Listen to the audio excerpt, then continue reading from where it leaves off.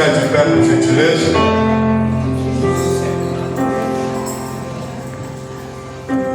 Oremos. Santo e eterno Deus, Pai Todo-Poderoso, nesse momento, Pai, nós continuamos clamando, Senhor Deus. É clamor pela Tua palavra, Pai. É um momento importante, que não seja do pastor, mas seja o Teu Santo Espírito trazendo até os nossos ouvidos, ao nosso coração, Pai. Tira todo embaraço agora, Pai, toda falta de atenção, Senhor Deus. Que nós possamos estar concentrados, Pai. Estar ligados, Senhor Deus. Porque o que ligar na terra será ligado no céu. Mas nós temos que estar ligados. Nós temos que estar atentos na Tua palavra, Pai. Uma palavra santa e gloriosa. Para que nós possamos aprender dela, Pai. Para que nós possamos viver essa palavra. E lá na frente até mesmo ensinar aqueles que não conhecem, Pai. Então derrama, Pai, o Teu disciplinar. Hoje, agora. Oh Deus. Então, em nome de Jesus Cristo, vai trabalhando. Traz, Pai, a palavra forte para o Teu povo que necessita, Pai, de uma transformação, necessita de milagre, de cura. E faz cumprir através dessa palavra, em nome de Jesus. Glória a Deus. Glória a Deus. Saúde a cada um e a todos com a paz do Senhor Jesus. Amém. Vamos abrir a Bíblia no texto. Nós temos um tema e por ele seremos norteados nessa noite. Livro do profeta Joel, capítulo 2, versículo 12 e 13. Desde já eu quero agradecer a Deus por mais uma oportunidade. Louvo a Deus por estar conhecendo mais um rebanho que serve ao Deus eterno. Está conhecendo o pastor presidente, todos os irmãos. Louvado seja o nome do Senhor. Agradecer ao irmão Fábio, a qual fez o contato. E nós vamos meditar aqui alguns minutos na palavra do Deus eterno. Joel capítulo 2, versículo 12. Portanto, agora diz o Senhor: convertei-vos a mim de todo o vosso coração, e com jejum, com choro e com pranto. E rasgai o vosso coração e não as vossas vestes, e convertei-vos ao Senhor nosso Deus, pois Ele é gracioso e misericordioso, tardio em irar-se, grande em benignidade, e se arrepende do mal. Os irmãos podem tomar o vosso assento. Louvado seja o nome do Senhor.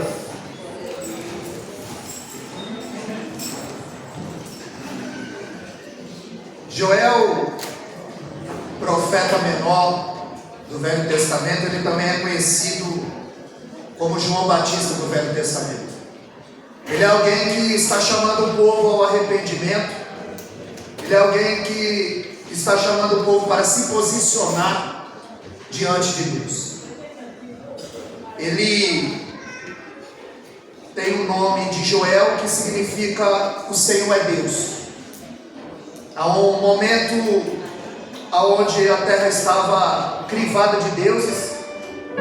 Não há um consenso se Joel foi escrito pós-Babilônia ou antes do cativeiro, mas não se colocava o nome no filho pela beleza do nome, mas sim pelo significado especial.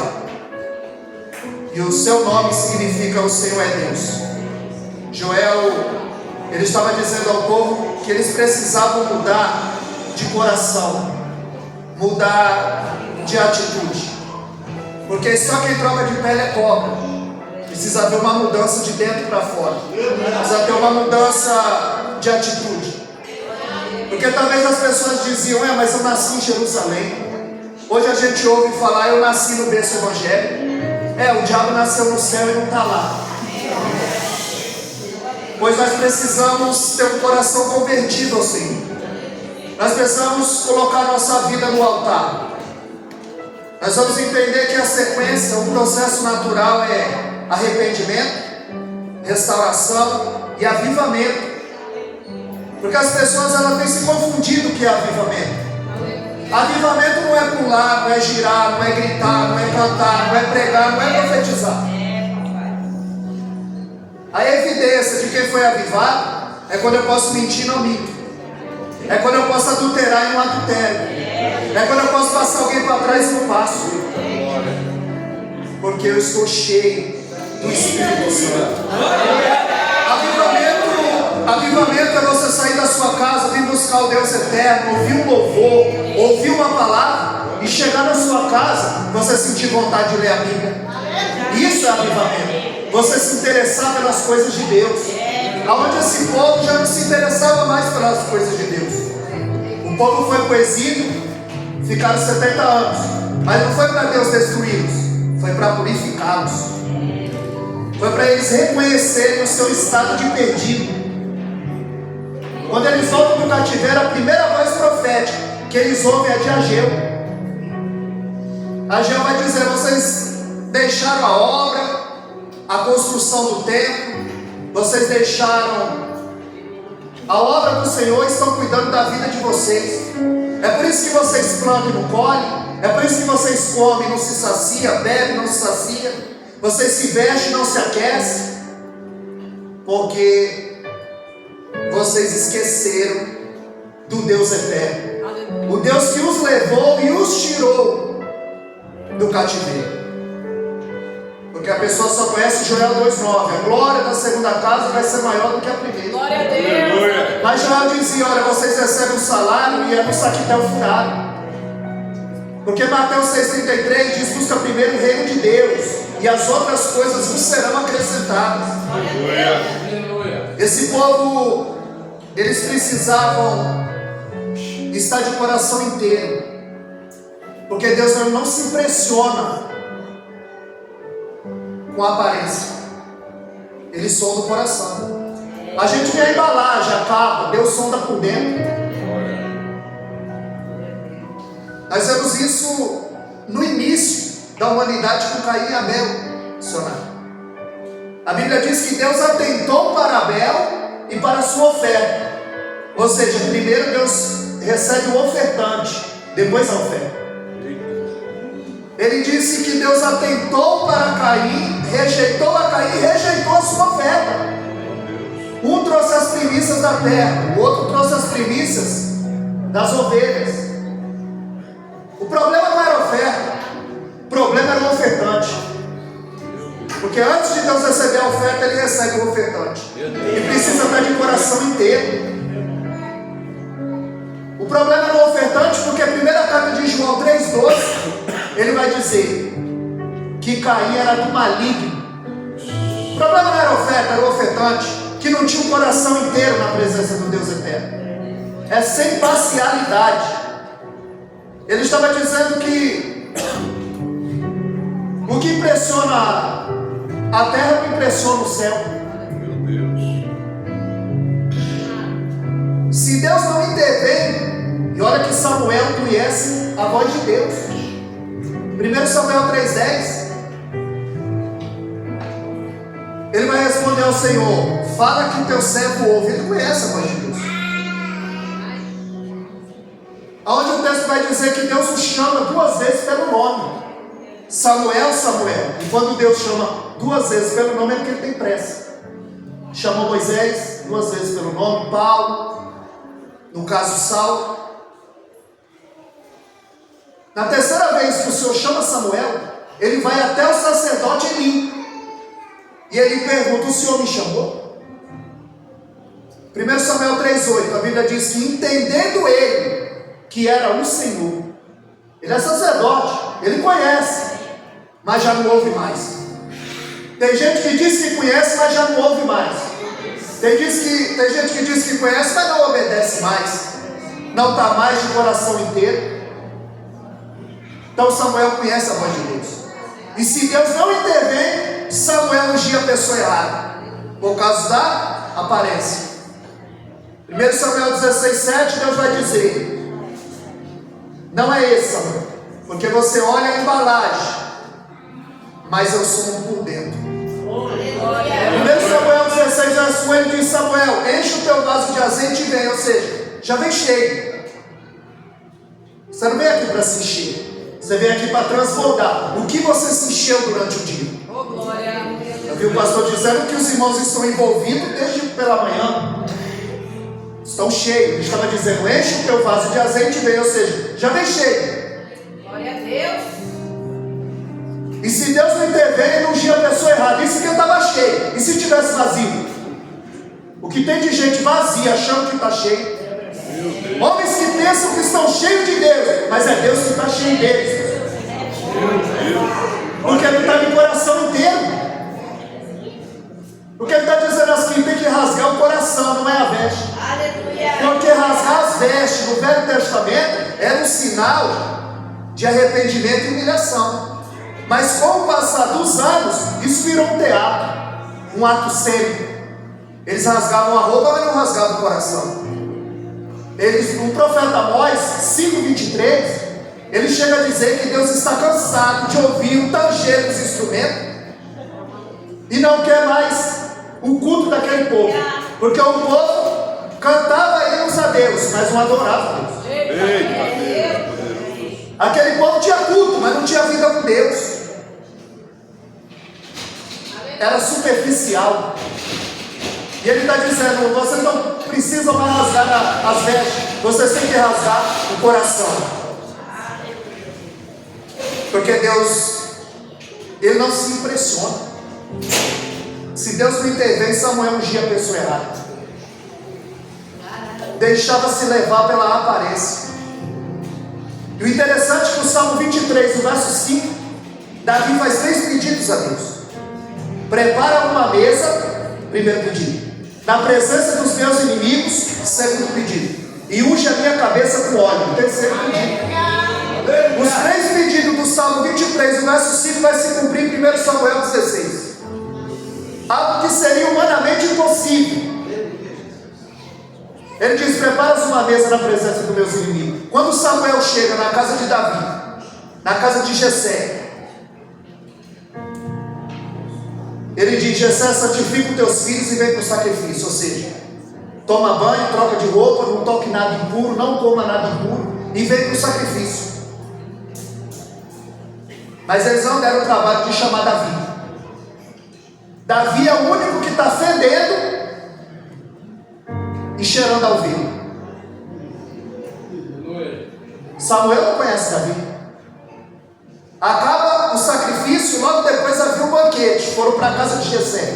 E Samuel não conhece Davi. E Samuel sabe que Deus não é endereço. O que é teu te acha. Aleluia. Ninguém vai receber a unção no lugar de Davi. O que é teu é teu. Aleluia. Davi está no campo, dedilhando a arma e dizendo, prepara-se uma mesa. E Samuel diz, porque 1 Samuel 16:3 Deus disse, você vai ungir aquele que eu te disser. E ele não espera Deus falar, ele já quer ungir Eliabe. E Deus diz, não é esse. Aí passa a vir Nadab. Aí Deus diz, não é esse. Samar, Radai, Ozem, Filipe, Natanael. E Samuel conhece Davi. E ele sabe que Deus não erra. E ele diz, acabaram os teus filhos, os jovens, mancebos? E aí Jessé vai dizer, não, ainda tem o menor. Que balança é essa? Todo mundo tem nome, só Davi é o menor. O desprezado. Está no campo, fazendo o que ninguém quer fazer, cuidando de ovelha.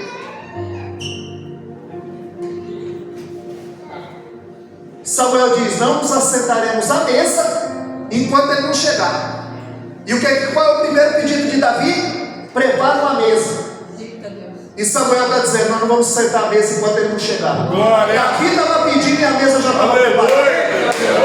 A tua mesa já está preparada. A tua resposta já está preparada. Porque em João 6,37 Jesus disse, aquele que vem a mim de maneira nenhuma o lançarei fora. Ninguém vai sair daqui de mão vazia. Cada um vai levar a sua porção nessa noite. Aleluia. Por isso que Jó 42:2 ele dizia, bem sei eu que tudo pode, e nenhum dos teus pensamentos pode ser impedido. Davi era desprezado dentro de casa, está no campo. E o interessante é que Deus não manda Samuel ir lá no campo. Por que Deus não mandou Samuel ungir Davi lá no campo? Porque quando ninguém te honrar dentro da tua casa, Deus vai trazer um de fora. Deus estava trazendo um de fora. Glória. Então o primeiro pedido de Davi, prepara uma mesa. A mesa estava preparada. O segundo pedido de Davi na presença dos meus inimigos. Quem era o maior inimigo de Davi? Seu irmão Eliabe. A primeira fala de Davi, 1 Samuel capítulo 17, verso 26. A primeira fala de Davi é uma pergunta: o que o rei vai dar para que vencer esse gigante? Davi estava dizendo: será que vale a pena entrar nessa batalha? Porque o homem sábio é conhecido pelas perguntas que ele faz. Glória. A primeira fala de Davi na Bíblia é uma pergunta. Jesus não respondia, ele indagava com outra pergunta. Aleluia. O homem sábio é conhecido pelas perguntas que ele faz. Aleluia. Quando Davi chega em 1 Samuel 16, 26, que ele pergunta, o irmão dele, Eliabe, que está na guerra, vai dizer: eu conheço a tua presunção, com quem deixaste aquelas poucas ovelhas? Era pouca, mas Davi estava cuidando, porque tem gente que só quer cuidar se for de muito. Davi deixou um pastor cuidando das ovelhas. Davi não é aventureiro. Davi não chegou lá despreparado. Samuel queria esconder Davi. Jessé queria esconder Davi. É por isso que o Salmo 89, verso 20, Deus disse: achei a Davi, e com meu santo óleo ungi. Jessé queria esconder, e Deus disse: achei. Porque o que o homem esconde, Deus acha. Aleluia. Em Atos 13, 22, ele disse: achei a Davi, homem segundo o meu coração. Coração inteiro, segundo o meu coração. Coração rasgado, alma rasgada, vida rasgada. Quem deixaste aquelas poucas ovelhas? A Bíblia diz que a ira de Eliabe se acendeu contra Davi, aonde Golias afrontava o povo durante 40 dias, de manhã e de tarde. E por que a ira de Eliabe não se acendeu contra o Golias, se acendeu contra Davi? Porque a maior fraqueza do homem é querer mostrar sua força em cima do mais fraco. Eita. Davi estava com medo, o exército estava com medo, mas Davi manteve o medo sob controle. Porque o valente, ele não tem força, ele tem coragem. Davi não chegou de qualquer jeito.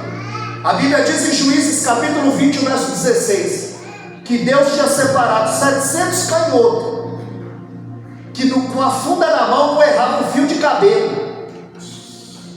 700 canhotos, que com a funda na mão não errava um fio de cabelo. Davi estava diante de um gigante. Ele estava pensando: eu não erro um fio de cabelo, eu vou errar a testa do gigante. Ele é tão grande que não dá para errar. Ele não chegou despreparado. Ele deixou alguém cuidando das ovelhas. Ele sabia o que estava fazendo, ele não era um aventureiro. E a Bíblia vai dizer em 1 Samuel 16, 11, que quando Davi chega, o texto dá um realce, o texto grita: levanta, Samuel, porque ninguém recebe o rei sentado. Levanta, Samuel, porque o rei chegou. E unge, porque este é. Ele é ungido na frente dos irmãos. Aleluia. Salmo 23, 5. Prepara uma mesa, a mesa estava preparada. Na presença dos meus inimigos, o irmão estava tudo em casa. E unge a minha cabeça com óleo. Aleluia. Porque ele tinha um coração rasgado diante de Deus. O homem vê a embalagem, Deus vê o coração. Aleluia. Nós vamos entender que Isaías 29, 13, Isaías repreendia o povo e dizia: vocês se aproximam de Deus só com os lábios, mas o coração está longe de Deus.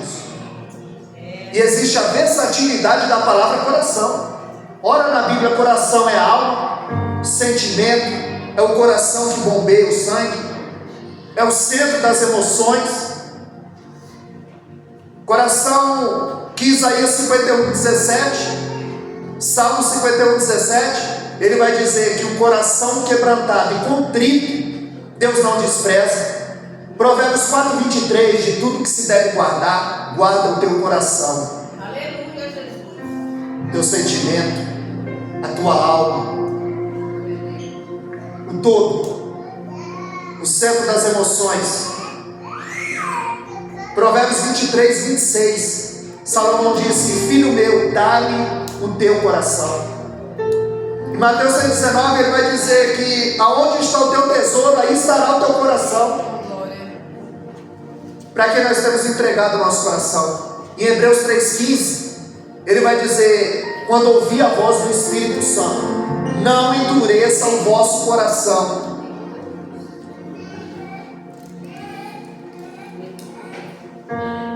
Conversei um pouquinho hoje com o nosso irmão líder Fábio. Estava falando para ele, Mateus 8,12. Jesus disse que no inferno haveria ranger de dentes, pranto e ranger de dente.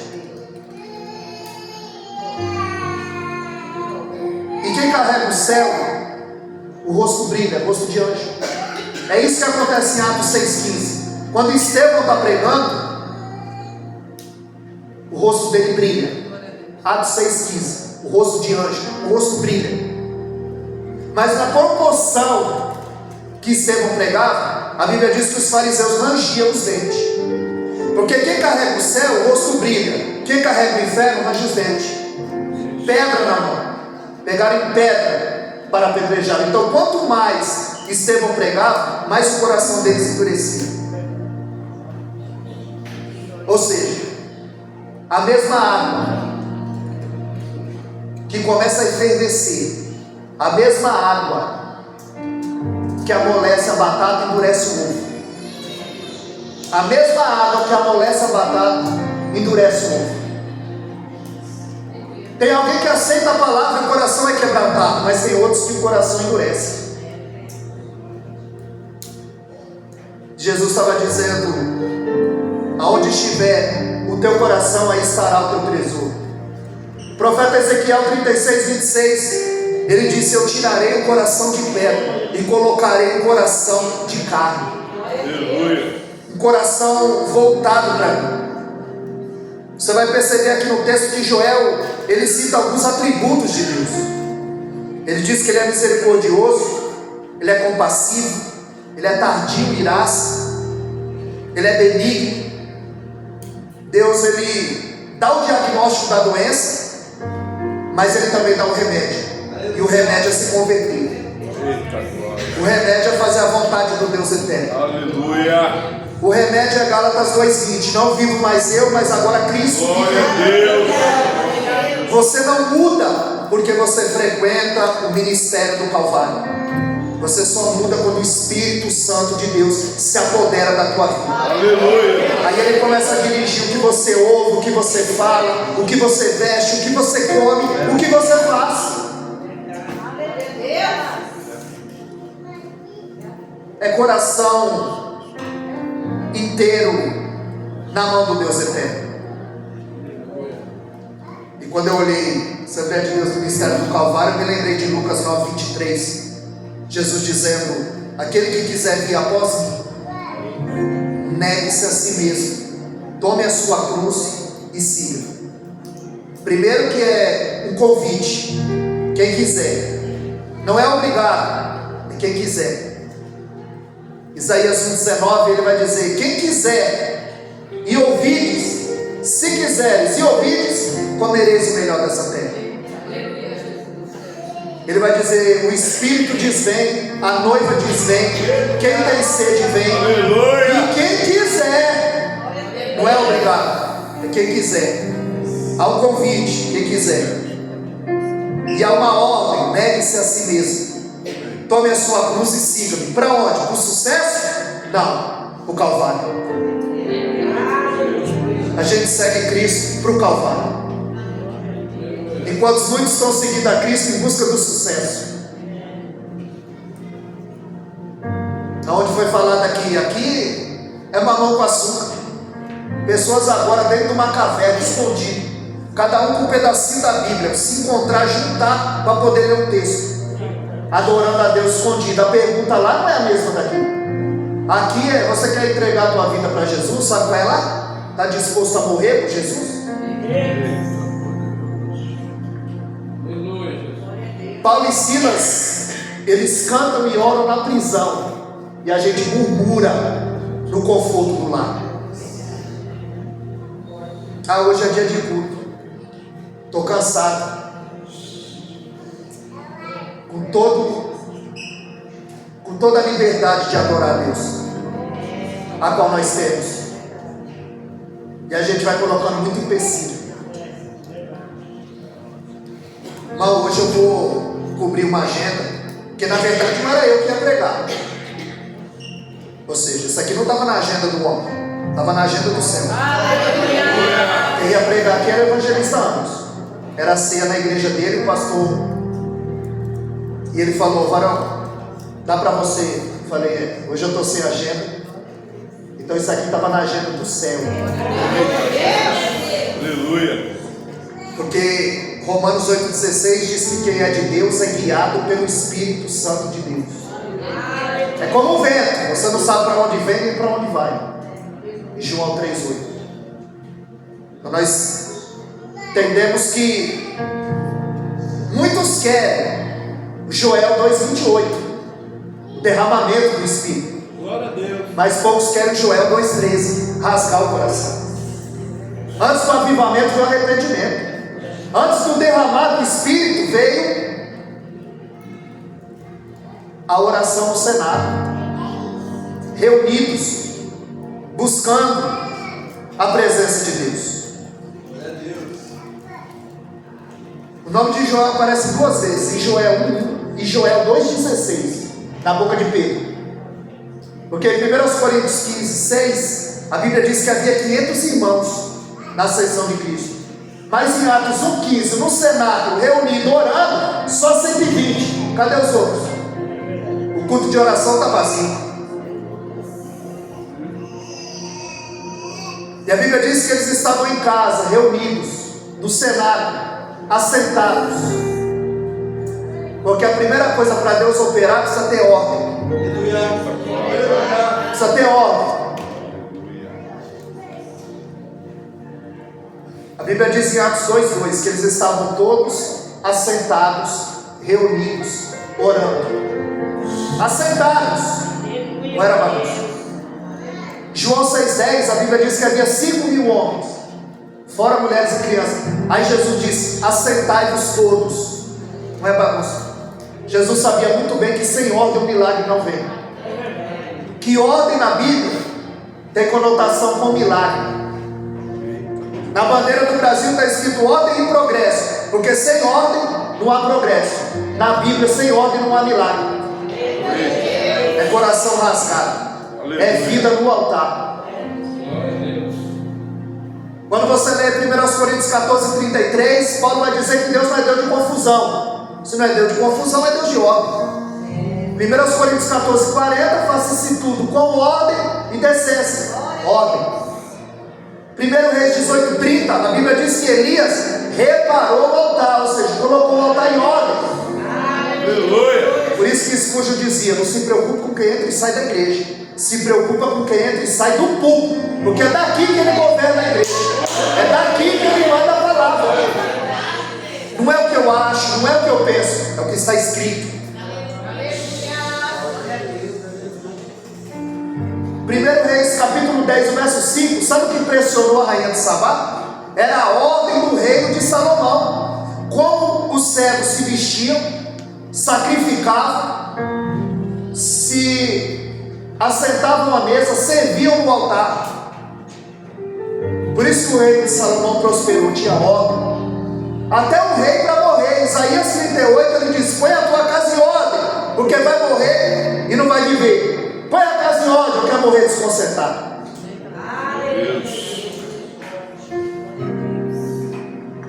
Então nós vamos entender que 1 Coríntios 15:6 tinha 500, mas em Atos 1:15 só 120. Veio o vento, encheu a casa, e quando Pedro se levanta para pregar, aquilo cai como uma bomba no coração deles.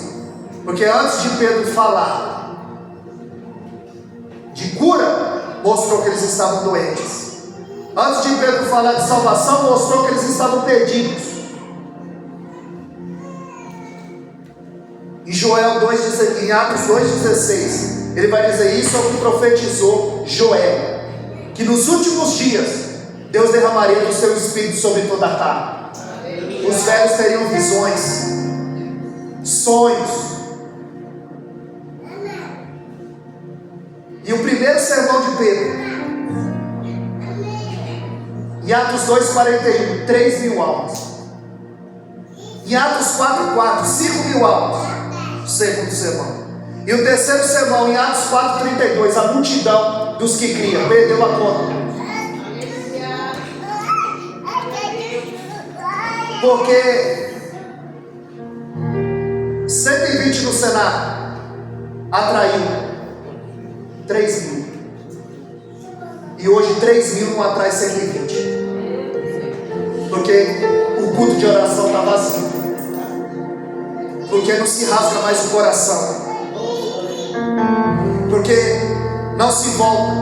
Porque aqui Joel dá o diagnóstico. Portanto, agora diz o Senhor: convertei-vos a mim de todo o vosso coração. E Ele mostra como? Com jejum. Porque só jejua quem tem fome de Deus. Você deixa de se alimentar do pão da terra para comer do pão do céu. Você mata a tua carne e alimenta o teu espírito. Aleluia. Costumo dizer que os olhos é a janela da alma. A tua alma come com os olhos. O teu corpo come com a boca. E o teu espírito come com o ouvido. Romanos 10,17. A fé vem pelo ouvir e ouvir a palavra de Deus.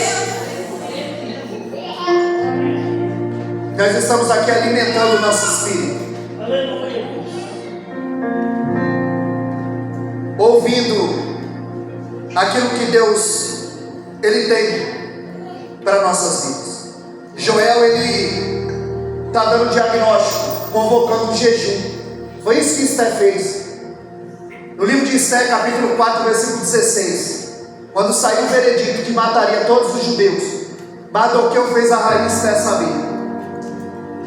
E quando chega ao conhecimento dela, em Esté 4,16, ela vai dizer: reúne o povo, jejua 3 dias e 3 noites, porque eu vou entrar na presença do rei. Aleluia. E se o rei não estendesse o cetro, não podia entrar na presença do rei sem ser chamado. Ela diz: já tem 2 meses que ele não me chama, mas jejua e ora, porque eu vou entrar, para ver se eu alcanço o favor do rei. Nota que para entrar na presença do rei da terra, ela teve que jejuar 3 dias e 3 noites. E a pessoa quer receber de Deus de qualquer jeito. A pessoa quer receber a aprovação de Deus de qualquer jeito. Ele dá o diagnóstico: é com jejum e com oração. Jonas não queria pregar para os inimigos. O maior jejum do Velho Testamento, o rei de Nínive colocou todo mundo para jejuar, até os animais. Se arrependeu, rasgou as vestes, se vestiu de saco de cinza, mas rasgou também o coração. Aleluia. Aonde Deus deu uma ordem: Jonas, vai para Nínive. Ele vai para Tarso. Se Jonas não quer fazer a vontade de Deus, ele precisa fugir. É só ficar parado. Porque tem gente que não está fugindo, mas está parado. Eu li ali, evangelismo. Tem gente que não está fugindo, mas está parado. Eu li ali também, Cumbica. É de lá que eu venho, de Cumbica. Se Jonas não quer fazer a vontade de Deus, ele precisa fugir. É só ficar parado. Muita gente não foge, mas está parado. Jeremias convoca o povo também ao arrependimento antes do exílio. Porque o povo confiava no tempo. O povo confiava no tempo. E ele disse: melhorai os vossos caminhos, melhorai as vossas ações. Porque Jeremias tinha 2 paixões: o povo e Deus. E Jeremias intercedia pelo povo. E sabe o que Deus vai dizer em Jeremias 7,16? Jeremias: não ora mais por esse povo, porque eu não vou ouvir. Ele está dizendo: não põe a mão onde eu pus a espada. Sou eu que vou tratar com esse povo agora, Jeremias. Ele estava dizendo: Jeremias, não compra uma briga que não é sua. Ele estava dizendo: Em Jeremias capítulo 15, verso 1: ainda que Moisés e Samuel estivessem aqui, só eles se salvariam. Não ora por esse povo, porque eu não vou ouvir. Às vezes é o tratar de Deus. Às vezes é Deus que quer mover, fazer. Ainda que Moisés e Samuel, quem são esses homens? Nós dissemos aqui, 1 Samuel 3, o verso 19: de todas as boas palavras que Deus falou pelo ministério de Samuel, nenhuma caiu por terra. Aleluia. Sabe o que é Moisés? 1 Reis, capítulo 8, versículo 56. De todas as boas palavras que Deus falou pelo ministério de Moisés, nenhuma caiu por terra. Aleluia. Homens que Deus deu um cheque em branco, assinado. Homens de Deus, homens que é Deus quem cita esses homens. E ele está dizendo, ainda que eles estivessem.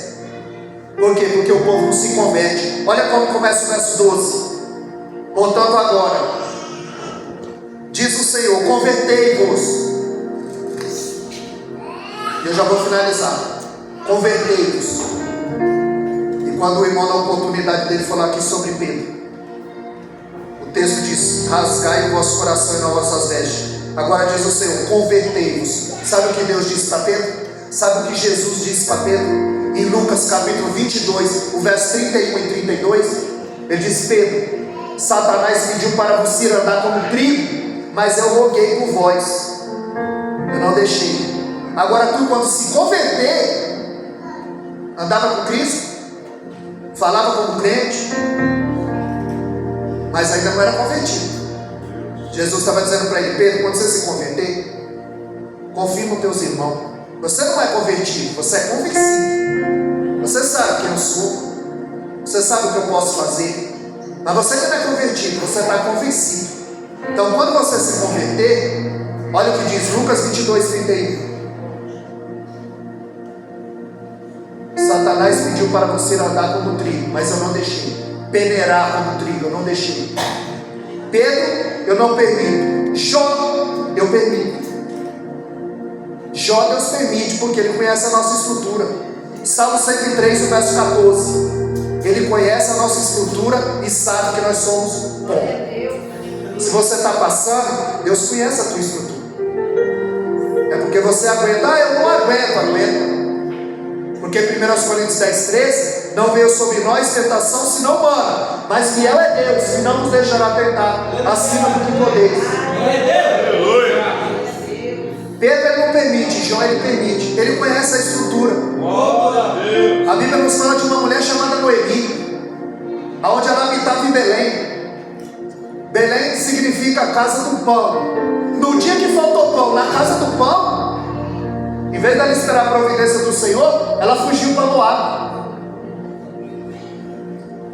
Quilion, Malom, Elimeleque, seu marido, e Noemi, para Moab. Por quê? Porque faltou pão em Belém. O pão nós temos, mas o forno está frio.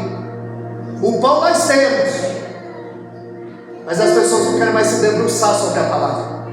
O forno está frio e não há provisão de pão. Ela foge para Moab. Em busca de pão, deu de cara com a doença. Em busca de sobrevivência, deu de cara com a morte. Porque muitas vezes a melhor estratégia não é fugir, é esperar a providência de Deus. Não é sair da posição.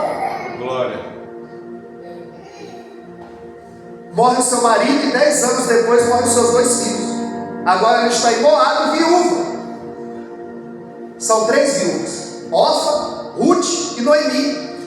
E ela ouve falar que Deus visitou Belém com pão. E ela volta. A Bíblia diz que no caminho ela diz: Orfa, Ruth, volta para a terra de vocês, para os deuses de vocês, para a família de vocês, porque eu não tenho mais nada para oferecer. Não tem como eu casar, meu filho nascer, crescer e eu usar em casamento. Volta para a terra de vocês. A Bíblia diz que a Orfa a beijou e a deixou. Porque tem gente que só vai andar com você enquanto você tem o que oferecer. Quando Noemi não tinha mais nada para oferecer, ela abandonou. Mas a Ruth não, ela se apegou. Ela vai dizer em Ruth 1:20: o teu Deus é o meu Deus. Ruth 1:16: o teu Deus é o meu Deus. O teu povo é o meu povo. Aonde você for sepultado, eu quero ser sepultada do lado. E quando elas chegaram, eles disseram: olha, Noemi voltou. E Ruth 1:20, ela vai dizer: não me chame Noemi, me chame Mara, porque a mão do Todo-Poderoso é contra mim. Eu saí cheio e voltei vazia. Eu saí ditosa e feliz e voltei com 3 atestados de óbito na mão. Noemi, com 3 atestados de óbito na mão, ela murmura. E Jó, com 10 atestados de óbito, ele adora. Ele rasga a veste, o coração, a alma. Essa é a diferença. Ele estava dizendo: Pedro, antes de você se converter, olha quem é Pedro antes e olha quem é Pedro depois.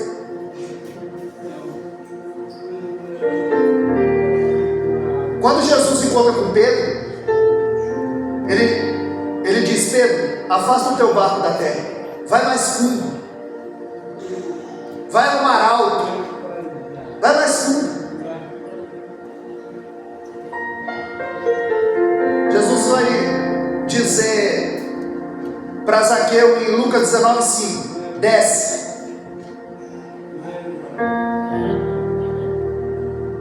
Ele vai dizer para Jeremias 18: desce a casa do poder.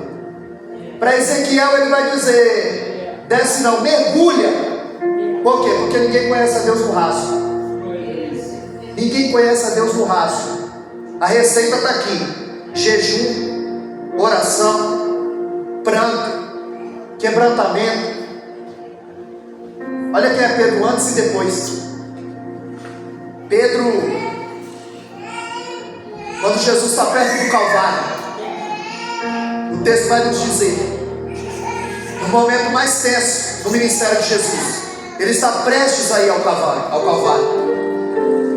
Ele chama os 3 íntimos, Pedro, Tiago e João: vamos orar comigo. Ficai aqui e vigiai, porque a minha alma está angustiada até a morte. Lá embaixo, no sopé do monte, 9, desprovido de poder, porque um pai chega com o filho endemoniado e eles não conseguem expulsar o demônio, porque ao invés de fazer a obra, eles discutiam sobre a obra. Lá em cima, Jesus está orando. A Bíblia diz em Hebreus 5:8 que o primeiro momento foi por lágrimas. Quando ele volta, os discípulos estão dormindo. O segundo momento, um anjo conforta. Quando ele volta, os discípulos estão dormindo. No terceiro momento, quando Jesus ora, ele começa a transpirar sangue.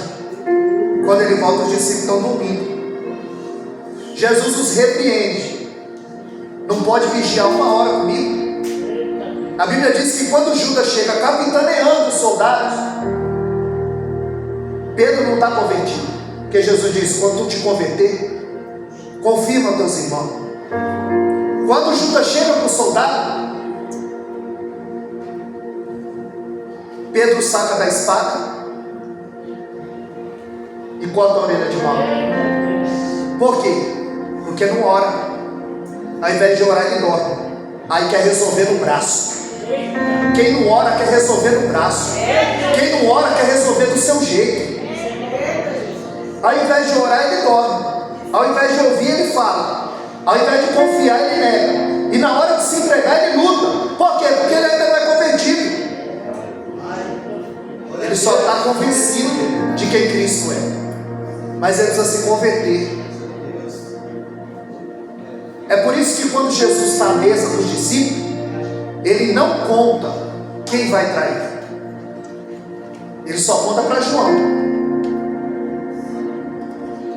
Porque quando Jesus diz: um de vós há de me trair, Pedro faz sinal para João. Quem é? Pergunta se sou eu. João era aquele que reclinava. Quem tem intimidade com ele descobre segredo.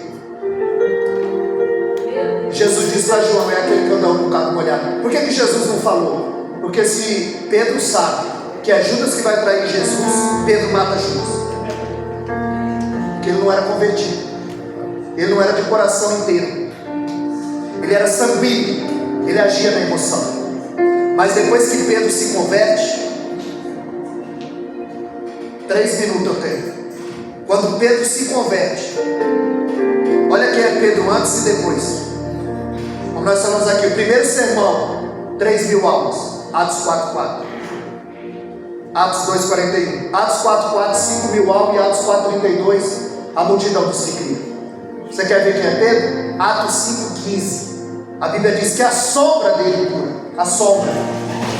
Eles colocavam os enfermos, os endemoniados, os acamados, ao menos a sombra dele, a sombra passasse, as pessoas eram curadas, os demônios eram expelidos.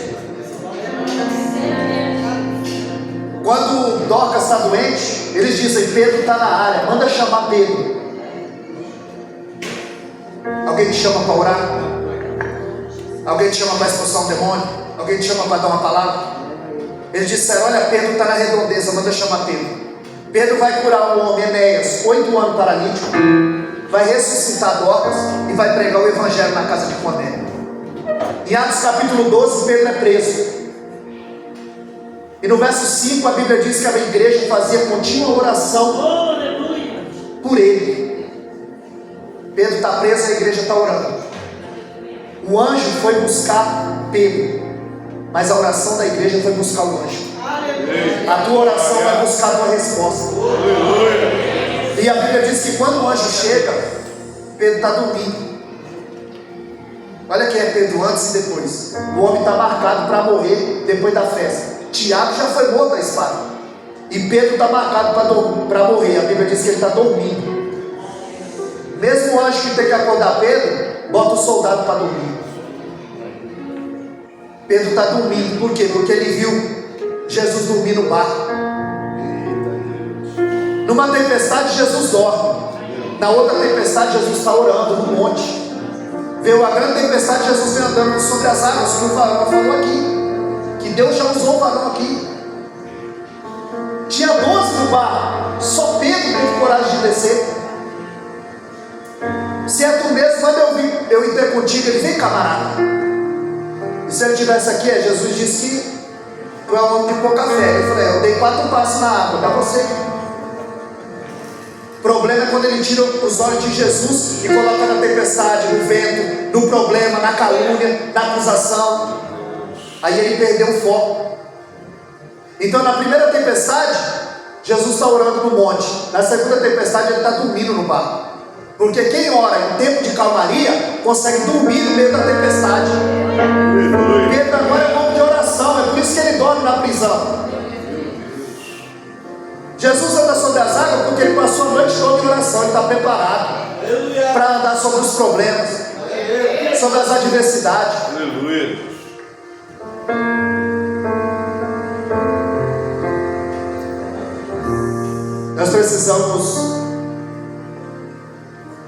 Nós somos a Bíblia que o mundo lê. Muita gente não lê a Bíblia, lê a nossa Bíblia. Há 2 batidas na mesma porta. Porta essa que é o coração. Em Gênesis 4:7, o pecado jaz à porta. Em Apocalipse 3:20, Jesus disse: eis que estou à porta. O pecado bate a porta e Jesus bate a porta. São 2 batidas na mesma porta. A quem você der acesso, ele entra e se faz senhor da casa. Quem abre para o pecado se torna escravo do pecado. Na mão do vício você é destruído, na mão do pecado você é escravizado. Mas ele disse: Jeremias, assim como o vaso na mão do oleiro, você na minha mão te restauro. Você na minha mão eu faço um novo vaso. Jeremias 18:6. Assim como o vaso na mão do oleiro, assim sois vós na minha mão. Inteiro ou quebrado, nós estamos na mão de Deus. A Bíblia não diz que o vaso, que o oleiro quebrou o vaso. Não, o vaso é que quis se quebrar. O filho pródigo é que quis se perder. Tem a ovelha perdida, a moeda perdida e 2 filhos perdidos. Um animal sabe quando ele está perdido. A gente fala: esse cachorro está perdido. Jesus está dizendo de um ser perdido, fora de casa, e sabe que está perdido. E a moeda, ela não tem sinapse, ela não pensa. Ela se perdeu aonde? Dentro de casa. Jesus está dizendo de um ser perdido dentro de casa e não sabe que está perdido. E ele fecha falando de um filho perdido fora de casa e outro perdido dentro de casa. Jesus está dizendo de gente perdida fora e dentro da igreja. O filho precisou voltar. O pastor está atrás da ovelha. A mulher está atrás da moeda, mas o pai não está atrás do filho. É o filho que precisa voltar. É o filho que sabe o caminho. A ovelha não sabe o caminho, a moeda não sabe o caminho, mas o filho sabe o caminho. E você nessa noite sabe o caminho.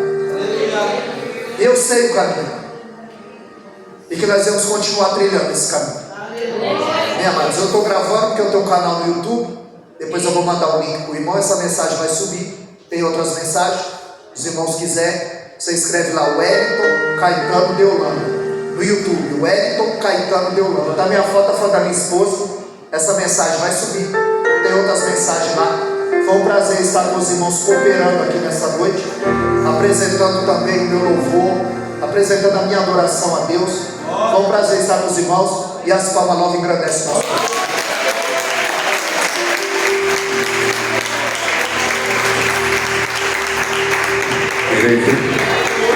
Eu tenho aí 10 minutos, eu falei: pastor, vou dar 10 minutos para você, né? Já passou 2 minutos, mas ele foi muito obediente. Tem glória aí, igreja? A ovelha come calada, né? Eu sei que esse alimento, nosso irmão pastor Elton, essa noite Deus te usou tremendamente, sabe você? O silêncio pairava na igreja enquanto a ovelha estava se alimentando. Ontem, hoje, Deus tem falado aqui nessa casa. Só não dá crédito àquele que não dá ouvido à voz do Senhor. É como Isaías disse: quem deu crédito à minha palavra? Sem palavra e sem oração você não vai em nenhum lugar. Eu vi o pastor Reto dizendo que a igreja do Senhor é em Comica, ou não? É? Pirapuru. Para Pirapuru. Ah, mas era por perto daquela avenida lá, né? Nós temos a igreja lá em Comica. Vou estar chamando o irmão para trazer uma palavra lá em Comica. Ali é muitas almas, né, pastor? Muitas almas. A Comica é grande, mas tem vários bairros ali. Mas eu creio assim nessa noite, irmão, que nós estamos saindo aqui debaixo de uma grande bênção. Porque esse remédio, que é a palavra, ela vai curar a tua alma. Cada um pegue a sua porção aqui nesta noite. Ainda tem Davi no pasto. Tem Davi no pasto do anonimato. Alábia sobenéria. Deus ainda vai trazer Davi para sentar na mesa. Porque aquele que escolhe é Deus. E se Ele te escolheu, dê honra a quem te escolheu. Dê o seu melhor para Deus. E o que Deus quer que você faça, irmão, é tão simples. É você trazer uma alma para chegar aqui até o altar. Como nosso irmão pastor trouxe 2 filhas ontem. Foi plantada naquele ser a palavra de Deus. Então nessa noite nós vamos ficar em pé. Vamos ficar em pé. O Sarão faz aqui um corredor.